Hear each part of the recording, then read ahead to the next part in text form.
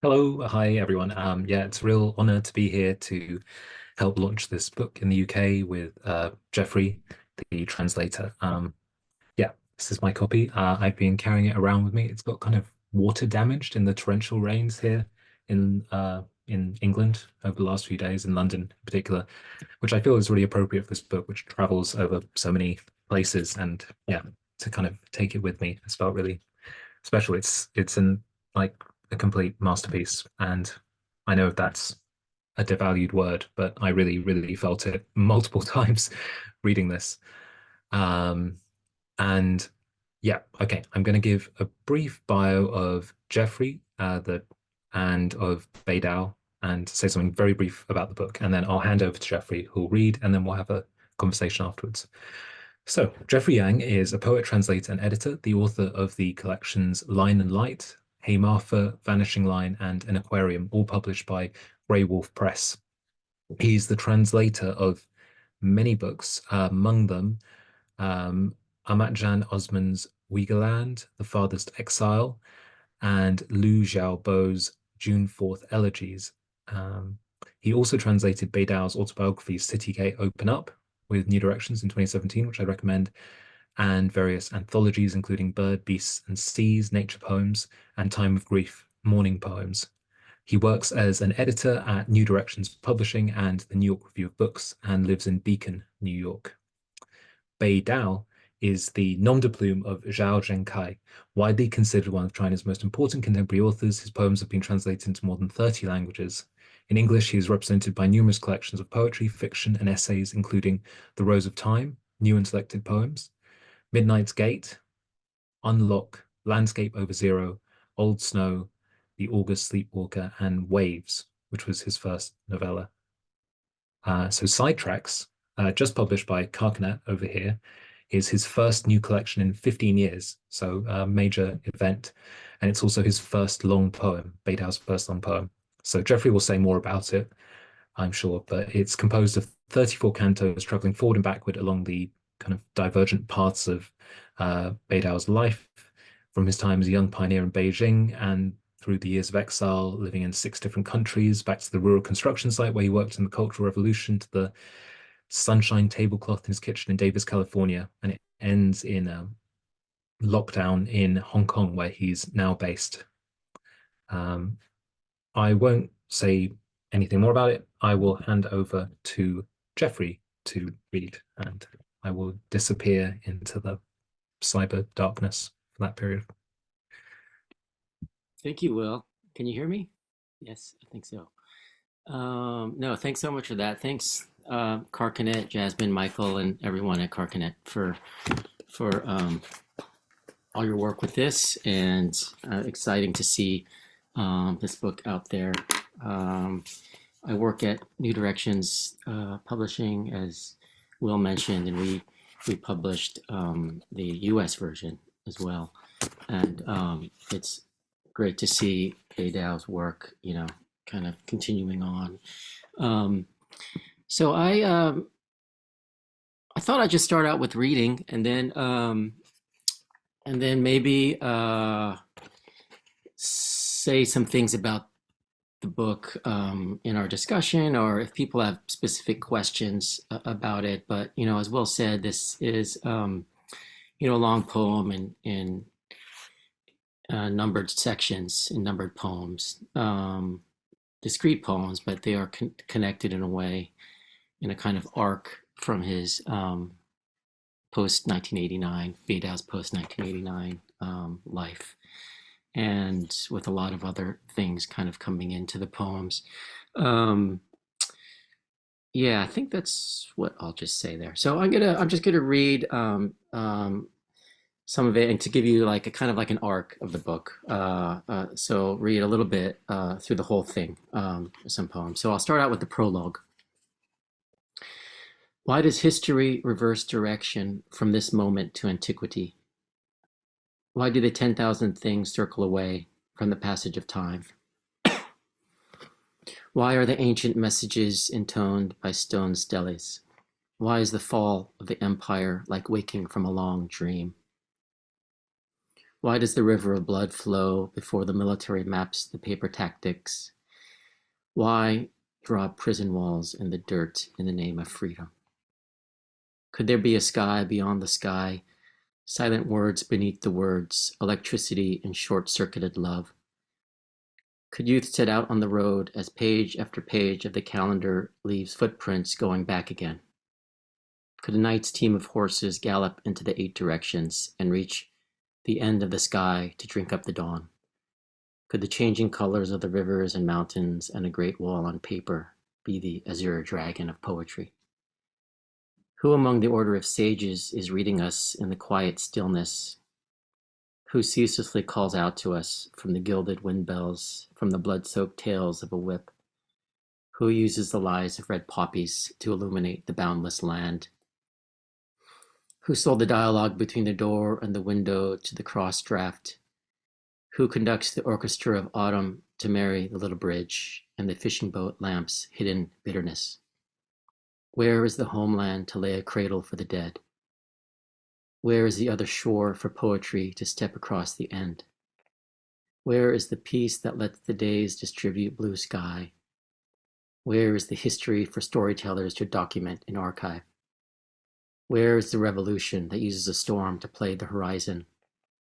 Where is the truth that looks for a volcano in words? When will you ride over on the east wind from freshly brewed tea leaves, taste the melancholy of spring? When will the first tone whistle out for midnight to unlock a sky full of coughing stars? When will the pigeons be freed to shrink the largest public square into a wordless chop mark? When, through the closed palace gates, through the cracks of the months and years, will the bright rays of the flood rush in? And so I'm reading from New York in the Hudson Valley. Beidao is mostly between Beijing and Dali on the mainland, and also Hong Kong. So it's 2 a.m. over there. I don't think he was able to really do this, but I know he wanted to. So Michael has asked that I just read a little bit of the Chinese, and I'm a little hesitant to do that because I'm not a very good reader of Chinese, of poetry. But I'll read like a stanza of this, of just this one poem, and maybe just to give like a sense of the rhythm and the lines and stuff. So this is just the very first stanza of the prologue. 为什么此刻到远？为什么此刻到远古？历史逆向历史逆向而行，为什么万物循环？背离时间进程，为什么古老口信有诗碑传颂？为什么帝国衰亡如大梦初醒？为什么血流成河？鲜于纸上谈兵，为什么画地为了以自由之名？ Yeah, apologize for that. It's even hard for me to see it now. So, on the page.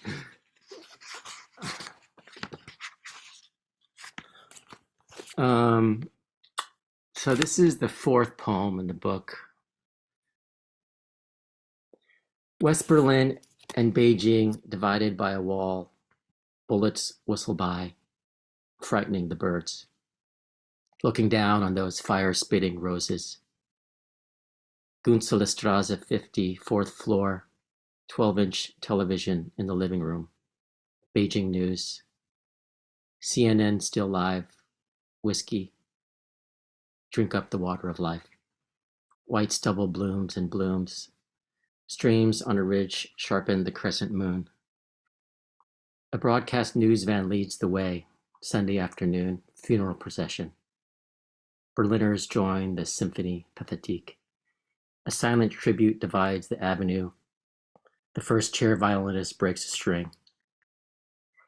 While summer isn't far off, raindrops irregular and rhymes. Life and death run parallel through poetry, writing, nocturnal birds flying out of the frame.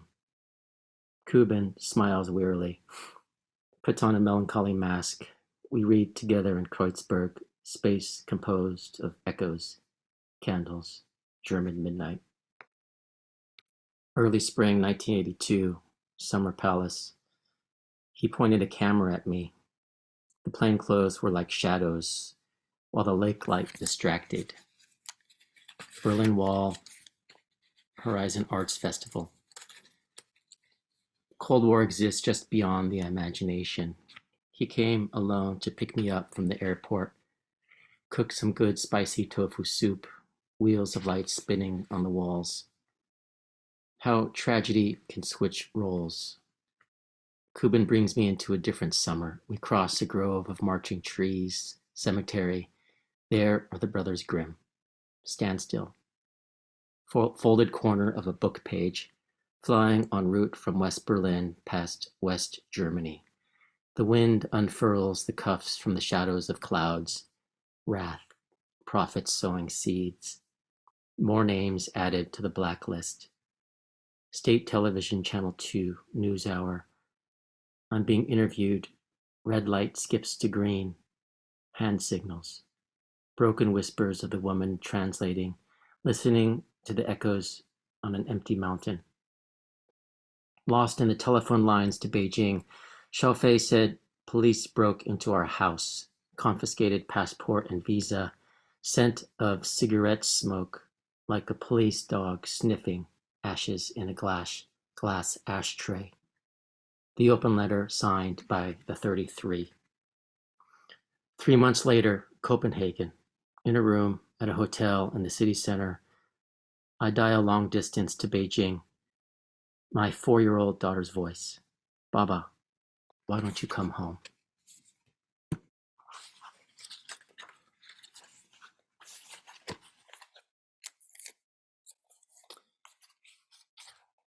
And this is number 8. And there's a little epigraph here. From 497 BCE to 484 BCE, Confucius led his disciples on a 14-year journey through various states. In 493 BCE, separated from his disciples, he seated himself alone outside the east city gate of Zheng and stared into space. Your year's near 60. Setting sun, white hair makes a brush tip.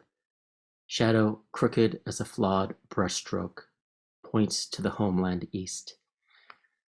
Those children running against the backlight turn into pictographs, and one by one practice the intonations. Dawn sets flight a flock of pigeons. Maps aren't for commemorating wars. We turn to gaze at the cooking smoke in the well. Days of wind chasing clouds. The road toes awake the open sky. On the mountains and rivers chessboard, you play with the king inside the heart. Carefully trace the fortune in a palm. Step by step, explore the path. Defeat always at your own hands. Disciples have dispersed. Dying twilight atop a flagpost. You are an audience of one. At 15, devote myself to learning. Follow the transmission of the rites. Up the stone steps you rap the drums, strike the chimes, drink farewell wine. At 30, steadfast. At 40, free of doubts. Sit and discuss the Tao, survey the stars. At 50, perceive the will of heaven. Through the changes of Zhou, set foot in court. Shuttle forth in brocade clothes to the imperial baldachin. In the vast palace hall emptiness, you raise cups to summon the wind from 8 directions. At 60, ears open and willing, during the twilight of your life, you hear dawn light whispering conspiracy, accompanying the aristocracy of the age. The palace sinks with the golden lamps. You look back at the rolling mountains, wholly absorbed with the tuning of the tones. For 3 months, not knowing the taste of meat. History books send assassins on your trail to replace you with multiple shadows. At 70, do as my heart desires without exceeding the pattern. Begin with a single step and still change course. The temple tolls the bell for you. Push back the 4 bare walls. Apricot altar is the nominal heart. Emperors bypass the Yellow River, while supreme Mount Tai is humorless. Just as someone once described that stray dog mourning his lost home, you speak well. Stop for a rest before rushing on. The road outside the city, through how many dynasties?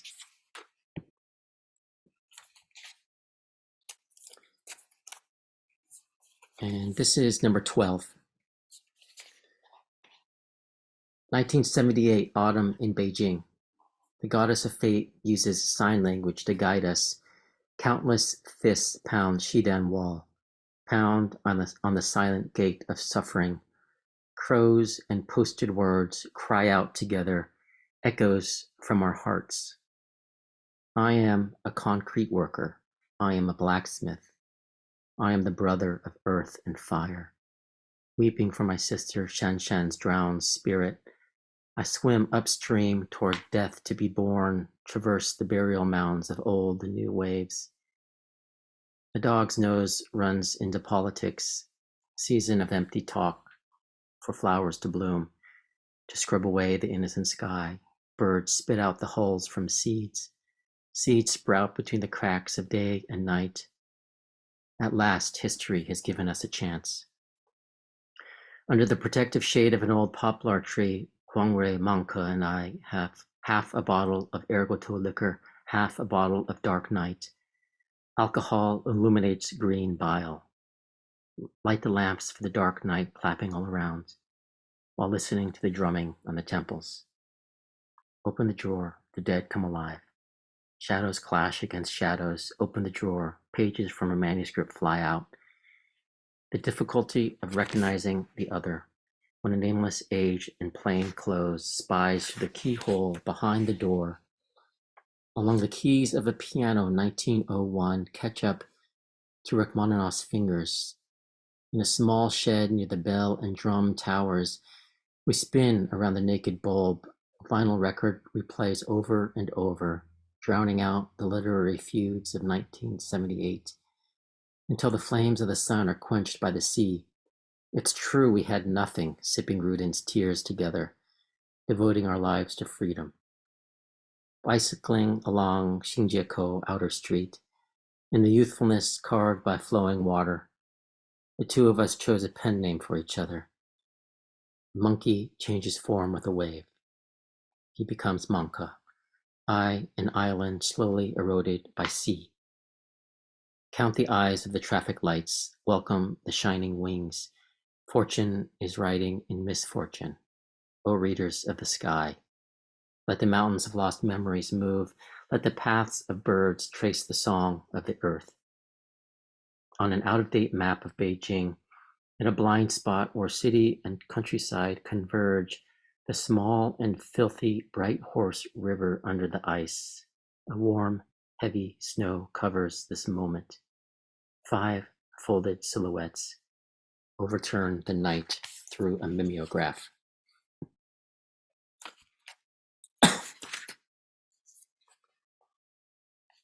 And this is number 15. More than 1,200 years of water flowing eastward, Yangtze #1 cruise ship. Chasing Dufu from Chongqing to Fengjia, from the afterdeck passing mountains, night falls. The white sail guides me, an oil lamp guides a hungry shoal of fish. Baidi City Wharf, stone step to step, scale to sky, make a promise to a cliff precipice. Dufu's family settle down at last. Can't sleep. He casts my shadow. I listen to the heartbeat of his poetry. Quay gate opens. Torrent floods onto paper. The helmsman stands like a brush on the waves. The young men of the gorge make light of death. Cloudy wine brings cups of sickness. Night wind carries Dufu's white hairs. Looking back, remembering the grand tour. Year 744, early summer, Luoyang, Dufu and Li Bai, fast friends at first sight. Into autumn, Gaoshe arrives, the whistling wind. The 3 poets lie drunk beneath the sky. Dazzling nebulae intertwine with the melody. wine pots empty atop the mountain. Can't you see the mountain and river changes of the abundant age? A smooth lake rises in the towering gorge. The emperor's dream drowns Baidi city. Please note the water level of the Yangtze River. I follow the alleyways that Du Fu remembered, sit in the sun against an ancient city wall. Blast of wild wind. Where does it come from? Step by step, Du Fu climbs the heights, gazes out at the great river from the high terrace at Baidi Temple. Year 767. Choyang Double Night Festival. I gasp for air. He coughs, tears up the wild wind into mountain and river fragments. Soft, soft wind picks up, sorrowful autumn below. Apes howl. Sky heights, eyelit, clear. Birds fly, return. So many infirmities. Climb to terrace, dejected. Sand whiteness. Great river. Cloudy wine. Rolling, rolling, nears heavy frost. Bitter regrets. 100 years, alone, now renounced. 10,000 li, wandering on. Those words summoned by the wild wind, in an instant a skull disgorges grass. His feet tramp a flat oblique toned path. Soft, soft, no end to the shedding trees. On and on the great river rolls in. That lone wolf who stole into twilight, in a thunderous instant merges with the river. Wave replicates wave. I chase after Du Fu's shadow. Year 768 set off on the first moon. Boatman pullers on the far bank boom out in song. An apparition handles the helm. In the dark of night, a sand gull skirts the three gorges into the wilderness, balanced between heaven and earth.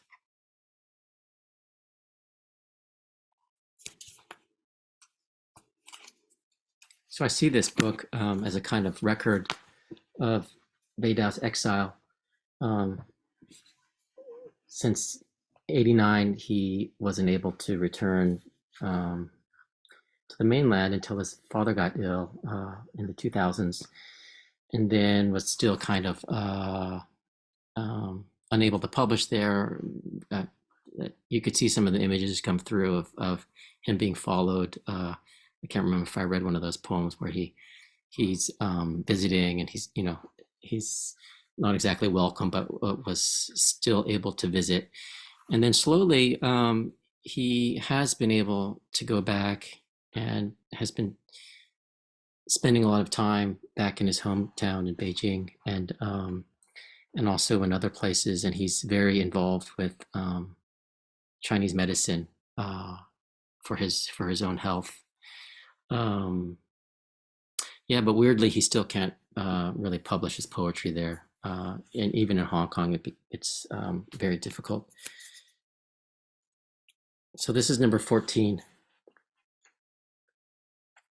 Tanks and Thorns. Ramallah beats besieged city. Fretted tracks of night roll over the heart of fire. Spread out the ancient map, west of the Jordan River. The wisp of spring wind opens the flowers of the dead. Pass through a grove of olive trees, climb over a wall.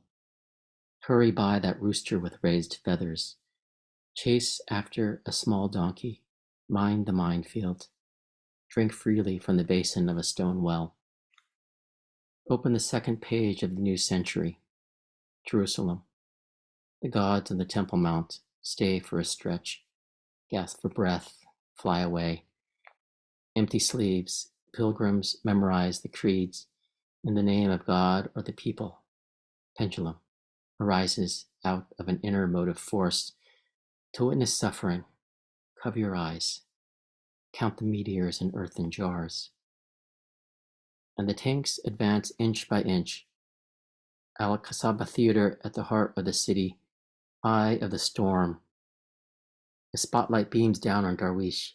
Words are illuminated, etched on the water. Security cameras, the ceaseless zooming in on details. Each second-to-second pulses where the heart resides. Tanks close in on the line of defense of the mother tongue. Arafat, forever wearing his checkered keffiyeh, from freedom fighter to president, a smiling mask, back against the precipice, weary of the assassin within. Water lotus fast asleep at the president's office. Revolution eventually catches up with its shadow. 3 days later, tanks attack the official residence. Darwish says to me, on the matter of freedom, the pace of poets and politicians are not the same. Saramago astounds with a word, blindness. Groping, fumbling, despot days, harvest the light it didn't sow.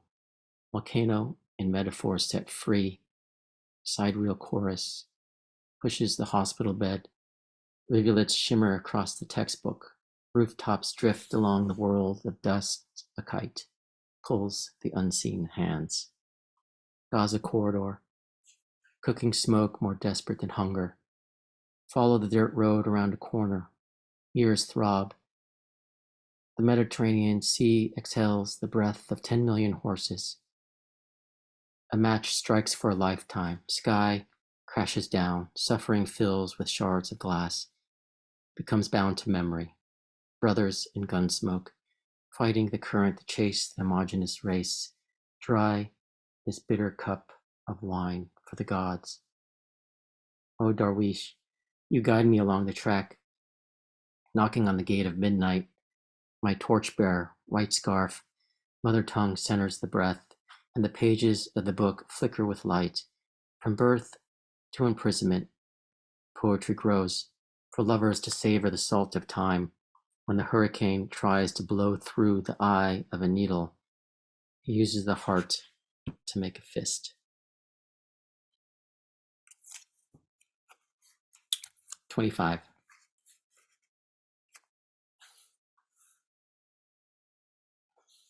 President Allende in Independence Hall points an automatic rifle under his chin and ends his life. The ocean flips over. The sky tilts down. Clouds of stars surge. Construction site in the Yan Mountains, Beijing. I grasp the current reference news and weep for Chile. Noon hour. Straw hat to match the sun. Shovel, work clothes soaked with sweat. Chinese coolie digs deep into the shadow of time, carrying the mountains on your bent back. Workers of the world unite.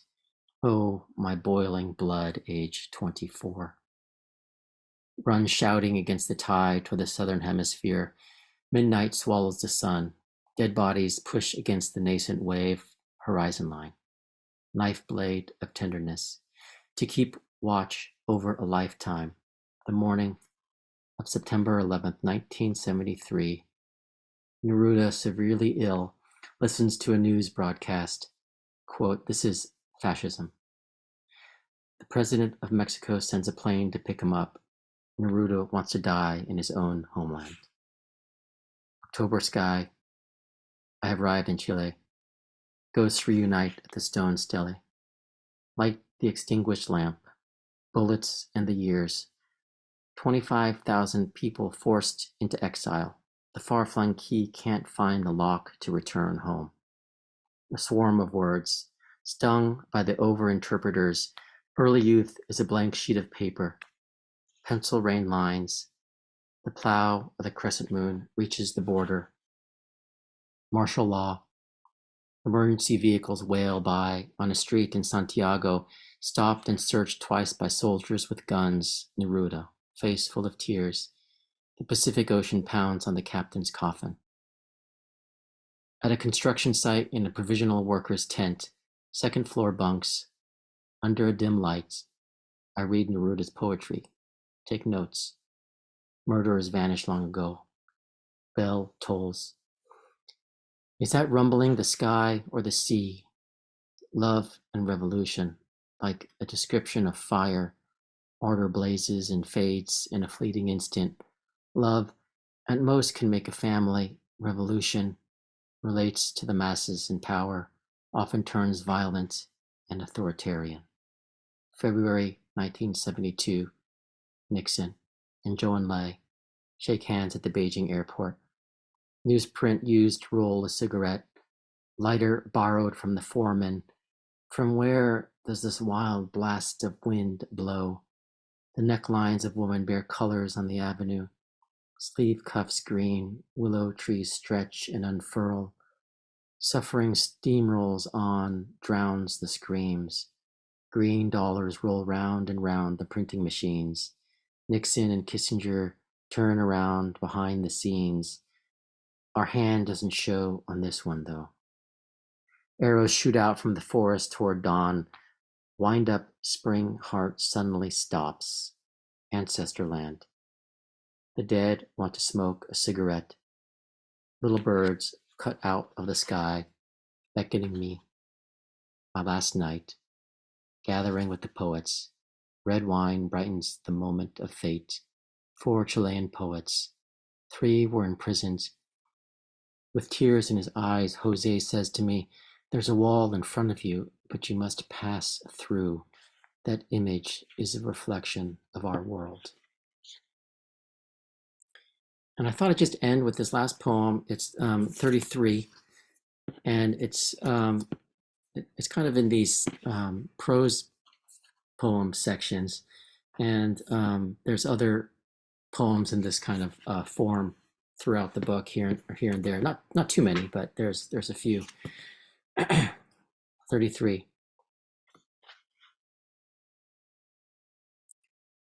As if the Steelyard's landing stage suddenly tilted, pleasure boats disperse, a ruckus of birds. The loudspeaker of the sun has been amplified. The shady boulevard keeps up with the god of death. Hail a taxi from another world. Emergency fire exit sign. White angels wearing large masks float like clouds. Follow the corridor to the end of the world order. What is your name? Abducted by the translucent devilfish. Endless night. Lift the weight of the language stone. Waking up to an ice rink on the ceiling. The 2 clowns who mime the days chase each other. Sounds of home lie flat on the distant haystack. A herd of horses breaks through death's fence line. I text my teaching assistant. Garbled signs, babble, babble, blubble, burble. I begin to learn Chinese all over again.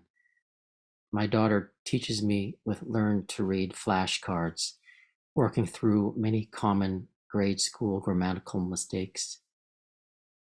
The speech language pathologist assessment is correct. I'm really ready to deliver pizza. On the heels of the madman who steps on the musical scale, a flash of sunlight. I stop writing.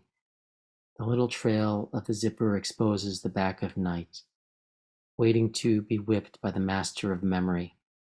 The emperor stamps the imperial jade seal at the end of the long scroll of mountains and rivers.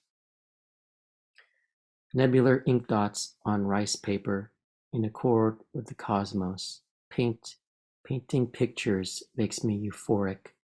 Ink dots cluster, disperse, depending on the flow of random scattering.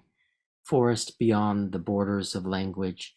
Good fortune depends on disaster. Disaster conceals good fortune. I am aimless freedom, listening closely to the whispers of snowflakes guarding the vortex of day and night at the center of the mysterious river.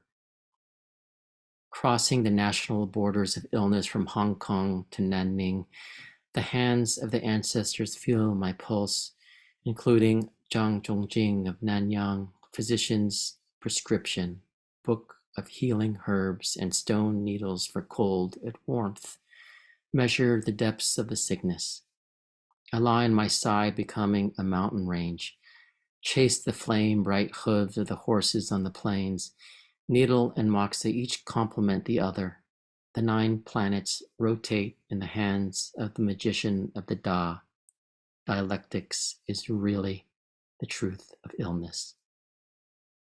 turning back to the shore, the ceaseless spindrift like an elegiac song, recharged through the meridians.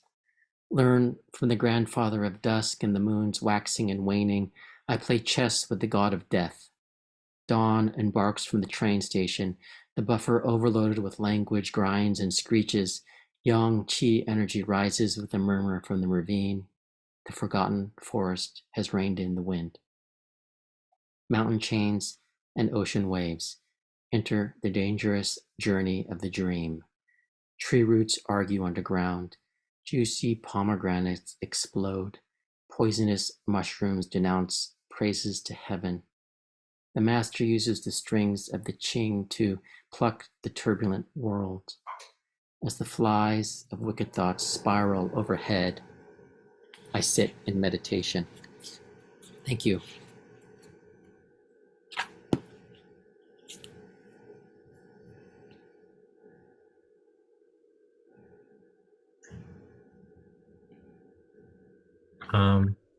Feel like I should just clap for everyone. The like um that was yeah, that was amazing. That was really, really, yeah, special. Um yeah, thank you so much, Jeffrey. I have a lot of notes, a lot of questions, but I feel like um I've never done an event just with the translator, so it feels right to I think start with a question about translating since Beidou isn't here, and I know you've translated his memoir, you've translated very widely. I just kind of wondered what the particular challenges of translating Beidou were, or this particular long poem. Yeah. Yeah, no, so I've actually been translating Beidou. It's funny, like I first translated him in grad school in a translation workshop I was taking with Richard Sieberth and Elliot Weinberger. And I had read some of his poems before, but it was really translating a poem or two in that class that really struck me about what he was doing with the language. And it's very concise. It's kind of a mix between registers at times. You could see some of the classical allusions here and there, but also, his Beijing kind of vernacular comes through in other times. And so I had translated that, and then I happened to start working in New Directions after grad school, and his editor at the time, Peggy Fox, who had been working on his books, since 1989.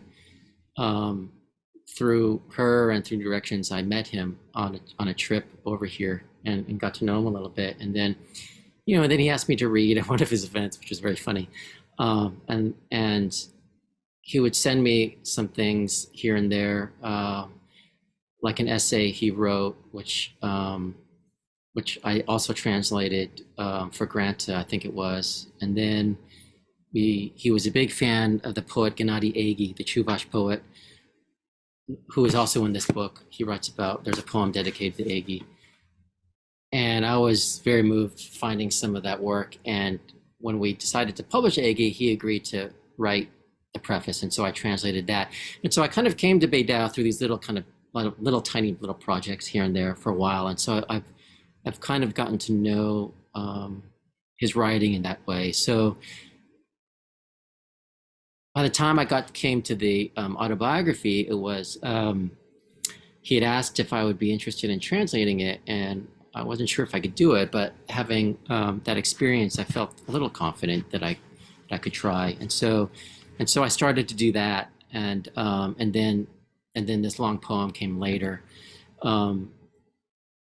At the time, yeah, actually, Elliot and someone else was translating Sidetracks, but they kind of got overwhelmed, I think, and passed it off to me. And so I started to translate the poems, not thinking, I wasn't sure if I could finish it or if I could do it, but a lot of the a lot of what helped me, I think, in translating this book is having translated the autobiography and having worked on, having read some of his other essays. He writes a lot of these Sanwan kind of style essays that are published in China or in Hong Kong, in the papers or magazines and stuff. And so you see, I've seen some of these kinds of like autobiographical kinds of elements come in. The poetry, though, is so different than the prose, and the challenge for me, I think, is, or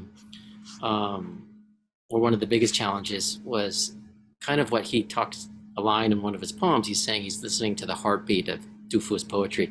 You really, I was really trying to hear the rhythms of what he was doing, and trying to capture some of that in English, but also, of course, the meaning is so important. So, I guess that's the same with any translator of poetry, but trying, like with Beidao, it's so concise, um, it's so pared down in ways, and things often are mysterious, kind of like Salon, another one of his heroes. Oftentimes lines can hinge between the above and the below, which is kind of why I chose to translate most of the book with lowercase, so that kind of like discovery of what is a line and what continues on could kind of be more loose and more fluid. So I mean, those are just a couple of things I was thinking about. Yeah, that makes sense. That's yeah, that's really amazing that Beidao was basically been there from the beginning, from your like beginnings as a translator. Yeah, no, it is very funny when at the point when, yeah. I mean, just a little side note, but what's it like to when you think of the your impression of Beidao, the Beidao that you first translated, what's it like? Um, what how does it feel to compare that with the Beidao you know now, having translated other works and known him as a person? Yeah, Kind of relationship with the poetry, basically. Yeah, I'm just kind of curious. yeah, I think it's with a little bit more familiarity, definitely over time. Like I think it's like with any poet. For instance, like when I first read the poet George Oppen, I was like, "What is going on in this poem?" And it took me a while, like a year or two to pass by. It was the same with Beidao. Like the first time I read it, in Chinese, I was kind of like, that's why it's obscure. but then actually when you really look at it and you really read it, and you read more of it, it teaches you how to read. It's kind of, it's that wonderful experience we all have with poetry, right? A new poet that we love. And so over time, it's I've been able to see more of kind of what he does with his poems. And it's, this book, I'm saying that, it's still also very fresh to me because he doesn't write much poetry really. He doesn't, over the course of all that time. And I think part of it is because it's so charged and so kind of like, you know, so this was, I know for him, this was like, he talks a little bit about in the afterword, a little kind of like a challenge for him. Like, what is a long poem? Like, I've never really thought about what that means. You could say like some of his other books have this kind of like connected themes, or it belonged together in a book, but like what does he mean by a long poem, and in this book. And um so it's interesting to see that kind of like him changing too as a poet, as well, like getting these kind of like longer lines, especially with some of the in the earlier um in the early poems of the book, and then also these kinds of prose blocks poems, which are interspersed here and there, which I don't think I've really seen much of before. Yeah. What do you think a long poem does mean for him? Because he calls them cantos, but I mean, they could have, Yeah. he could have given them titles and published it as a book of separate poems. It feels to me like long poem, but I'm just kind of wondering, like, Yeah. you what that.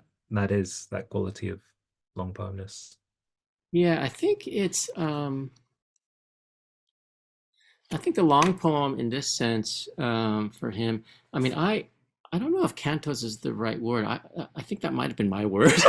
But you would, yeah, I know. I was thinking that it says that on the blurb, but not at Like any as point like actually. because it makes sense. These Mm. individual poems are part of a book, that kind of, you know. But so what I like about this long poem and what he's doing is that it's not, even though, uh, to me it's triggered, or it started or sparked from, wanting to go back to kind of like exile. What is a life of exile? This life that I've lived that is just like, a dream in some ways, moving around so much, not really belonging anywhere. For a long time, he didn't even travel with a passport. He was just like having these papers, and so I think that was the spark for him, and that's kind of like the connecting thread to me. But what I like about it is that it's not linear. He's not. I mean, how could it be for Beidou? But so even the autobiographical kinds of things, come in here and there, in different ways, and and so but it all makes sense. Like sometimes, I mean, that was one challenge. I can't remember which poem especially it was, but trying to make sure it was clear that because of the way the Chinese is, you don't really see tenses, and singular, plural kinds of things are ambiguous.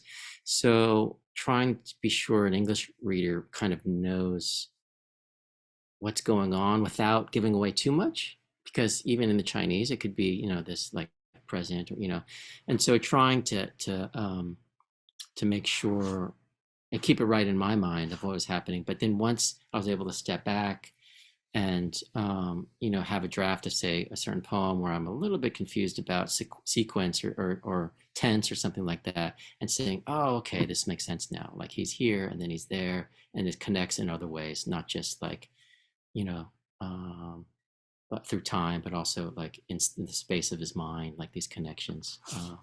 And so, what was your question? I can't remember what you said. No, that was great. I was basically asking about what for him makes it a long poem as opposed to a Oh, sequence. right. Yeah. Or So I mean, you have to read it and figure it yeah, out for yourself. no, no, no. But yeah, that's for everyone to discover. Maybe I should just say if there's any questions that they want to put in the Q&A bit, Yeah. then this would be a good point.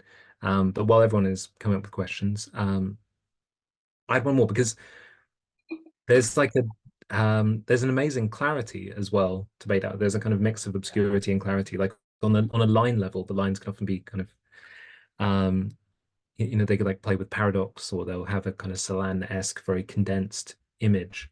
But the one of the huge sources of clarity for me, particularly with this book, was the biographical Hmm.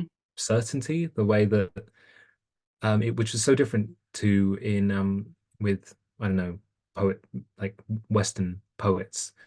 I feel like there's a kind of conscious effort to address history, but history is something on the outside. Whereas with Beidou, he just lives it. The people he meets, the places he goes, his um, and the notes make a huge difference. So I was kind of the notes which kind of elucidate all of those meetings, the festivals, the Yeah. Yeah. magazines, the all of those. I kind of wondered about the relationship between the notes and the text, whether that was um yeah, whether that was whether that was always going to be part of it, whether Beidou Yeah. Yeah. was as involved in that, or yeah, Yeah. No. or like the assumptions maybe of Yeah. the reader, whether that's kind of maybe catering to a reader that might not know as much, or whether that would be assumed in different contexts. I know, Yeah. sorry, kind of complicating it a bit too much, but Yeah. yeah, No, that's a good question. notes. Yeah.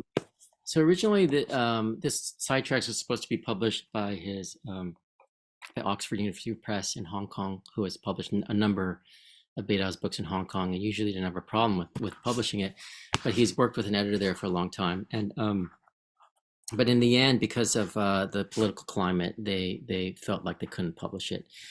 So it was published by, I guess, what we could call kind of like a super small independent little press in Hong Kong. And then a year later, it was published in Taiwan. And both of those, and the difference between those publications, and for those interested in, in the Chinese language, the mainland, Hong Kong is Hong Kong, but simplified characters, and then the Taiwan edition, would have the complex characters. But Beidao is often, he has so much allusion to classical stuff. It's often the classical characters. But with the notes appear in both of those editions um, within the poems themselves as footnotes here and there. And to me, they were a combination of, I think, Beidao and his editor in Hong Kong doing that. And and some of them, so what I did with, with their agreement was deciding to put it in the back, and then also kind of like adding a few more, like not too many, but just kind of like a few other little things here and there. And no, I'm glad you mentioned that, because I think it does help. I mean, I often, reading, the cantos like by Pound, what are you going to do without notes, and so you're going to listen to the music, you're going to listen to the words, the music and the words, and you're going to find these ways of wrestling with the complexity of the work, and then maybe you'll go and do some research and find some things, and stuff. And I think with Beidou, it's somewhat similar, but with having like some of these notes in the back, I think it really does help with readers unfamiliar with some of the historical context, because he is talking so much about, history, especially, there's one or two poems where he's talking about various kind of specific historical incidents in contemporary in the 70s in China, and then, and then kind of like contrasting that, or how does the history of Chile come into the history of 1970, China, when, and it's through this newspaper and through reading Neruda, and so it's an interesting accent, it's an interesting context to have. And so I thought that some of the notes was really good to have like that. And so that's basically what I did with the notes, and both him and his editor seem to find fine with it. Yeah, Yeah. no, that makes a lot of sense. I mean, it feels like it expresses a different relationship between the poet and the world. Like you read poem the poem about Du Fu, Right. and Yeah. and with Du Fu, right, and classical Chinese poetry, as I understand it, there isn't this kind of Western division between the work and the context. The context is so much a part of it, like the An Lushan rebellion, which is kind of there but not there in that poem you mentioned, which Uh-huh. dominated Du Fu's life, is there in the poems. And Yeah. but yeah, anyway, that's kind of a maybe broader thing. I got a few questions here I might try and include because I know that we're running out of time. Okay. Um, let's see. Okay. I feel like we've answered Michael's question about preserving the very distinct qualities of the original language. Um, Royston asked whether, maybe you can also see these questions, whether Beidou's choice, you don't need to look at them, I can also just read them. Choice of long poem form reflects an attempt to rein in an exile's sense of a lifetime spent in aimless wandering. So to maybe impose form on exile. So it's related to exile. Maybe I'll read another question alongside that, um, Hmm. which maybe relates. This is from Vic. She asks, uh, so much movement and flow geographically and throughout time and cultural history. Does this bring up any challenges when translating? Actually, I feel like we kind of answered the challenges. Well, yeah, I mean, what are the biggest challenges translating Beidou? We can kind of come back to that. So both questions about form, essentially, about long poem and exile, and another question about what the biggest challenge is for Yeah. translating Yeah. Beidou. I think, as far as the form, trying to,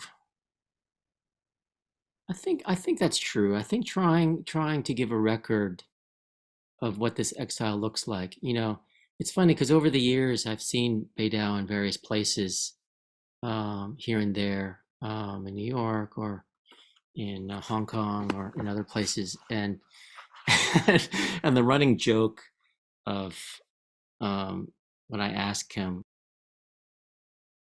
oh, did everyone hear that? That was kind of strange. But the running, it was kind of funny because, Beidou would be, you could see like, he was always somewhere reading or invited. And this wasn't just, being a writer. It was for him, like how he was able to survive, like financially, too, a lot of the times. Like, sure, he got these little teaching positions here and there, and in Davis or in Copenhagen or different places, but all of these kinds of festivals and stuff, or he would be asked to be given a talk, and and I would, we'd be talking, and I said, "Oh, so what did you talk about?" And he would just look at me and said, and he'd say, "Exile." So it's the running theme, I mean, of his life. I mean, I'm laughing. I mean, it's also, for anyone who experiences is very difficult and tragic in a way, not being able to go home and being so far, from his daughter and all these kinds of things. But so coming to a point in time where he wants to to kind of look back and record it, but in a lyrical sense, yeah, to me is totally fascinating because you see some of these themes come up in certain poems in his other books, but not in the same kind of way, and not in relation to everything that is in this book, which is why I think it is like a long poem, like a book, so because it all kind of, but in the afterword, I mean, this is how he describes, like, starting the book was like, I remember 20 years ago walking with Li Tuo at the Berkeley Pier. The morning mist was thick that day and a fog bell rang out. I said, "Fog bell, that's a nice word. Could be borrowed for a poem." Li Tuo nodded and replied, "You should write a long poem, something with a sense of history." And that's pretty much all we get. So, he says a little bit more. That's not fair. He says a little bit more, about, like, I hadn't wholly examined or reimagined, this period in this long, period of life. So it felt like the right time to start it. And so I think, yeah, I think for him it was this kind of like impulse to I don't know if rein in, is the right way to put it, but definitely trying to examine. Yeah, trying to examine. Right. Uh, Yeah, I've read that afterward, at the end, obviously, and but I haven't had time to go back and see if he does actually use the word fog bell. Does he use the word? Does that get buried under the the other other? great thing about that is that, without, this is so much part of the subtlety of his work, is that it starts with language. It starts with Mhm. the word, it starts with language, it starts with, Yeah. and that kind of resonance of the bell. And so, and he doesn't explicate that. It just kind of, and so, does Right. it come through? I don't know if it does, actually. I didn't even think about that. So, We I can't let's remember. check with Jazz. Do we have time for one quick question more? Yes. Okay. I just because this is kind of a nice technical question that I from Helen Platz. So she says she works with the poet Ma Yongbo, and they have a real angst about the presentation of English translation on the page. So she was wondering about the use of lowercase and the spacing and capital as well, and whether you agreed to this format from the outset, or how did it emerge? Yeah. Okay. Yeah, I could say something about that. I'm also seeing the last question by Anonymous. I could answer that too, and then that'll be that. So, yeah, so that's a big question. That was a big choice to make. So if you're going back and looking at the book, I started out, translating it without punctuation, or just following the kind of non-punctuation in the Chinese, and then using caps for like what seemed like the start of a new line, even if that was within a stanza. That works to me, for the first prologue and for the first poem, and it looked better, like capitalized. Like the first poem, has these kinds of this kind of repetition, like this gone is the sea, gone is the river, and then this other repetition, it is time for dawn, and so that kind of like was a choice to like, okay, this is a line and it looks good capitalized. The rest of the book I started doing trying to do the same thing, but it got really kind of impossible to figure out at times what was where the line began, a new line, whatever that means, began and ended. Even, I'm not just talking about a line break. And so it made sense to me to do a lowercase, but I don't think there's a right or wrong with that. Like with your question, I think coming up with a solution that fits the work itself and what you want to do in English and what you feel good about. I think that's the most I think we could do with that with that choice. And then there's a question about if someone hasn't read it, might it help to read Beda's autobiography first? Is Sidetracks the title a direct translation or a title for the English translation? Yeah, I wrote a little bit about the title issue for a little blog thing for Carcanet, and maybe I don't know if that's up yet, but maybe Jasmine could let us know, and the person could go read that. So I don't have to say too much about that. But the title is a big thing, and so that there was a lot of back and forth in my mind about what to do with the title with it. But it is a translation. I mean, to me, it's a direct translation of it. Um, but would it help to? Oh, blog will be published later. Okay, so I don't think you need to read the autobiography in order to read this book, because a lot of Citygate Open Up. Let me make sure I'm not lying here. Is not in this book. A lot Citygate Open Up as an autobiography was Beidou's childhood, and it was kind of like almost like a love letter to Beijing. It was that was the moment of being exiled for all these number of years, going back when his father was ill, and not recognizing the city he grew up in anymore. And so it's a very kind of like I mean, I think of Danilo Quiche or the very impressionistic in ways, but very musical prose, kind of like, and it's different. It's a very, very different book. I mean, I'm sure you'll see some similarities, but I don't think you have to read one or the other first. I think they both kind of complement each other in interesting ways. Amazing. Yeah, thank you so much, Jeffrey. Yeah, I mean, the book ends with sidetracks. Maybe just the ending is such a kind of beautiful kind of statement of the book's um kind of project when he turns to the reader at the end and says, "I am you, a stranger on the sidetracks, waiting for the season to harvest blades of light, sending letters, though tomorrow has no address." Suddenly, it feels like the whole book kind of hoves into view. It's this kind of nice of stress. Anyway, that feels like a nice note to No, thank you. Thanks so much. Thanks, um, thanks, Bill.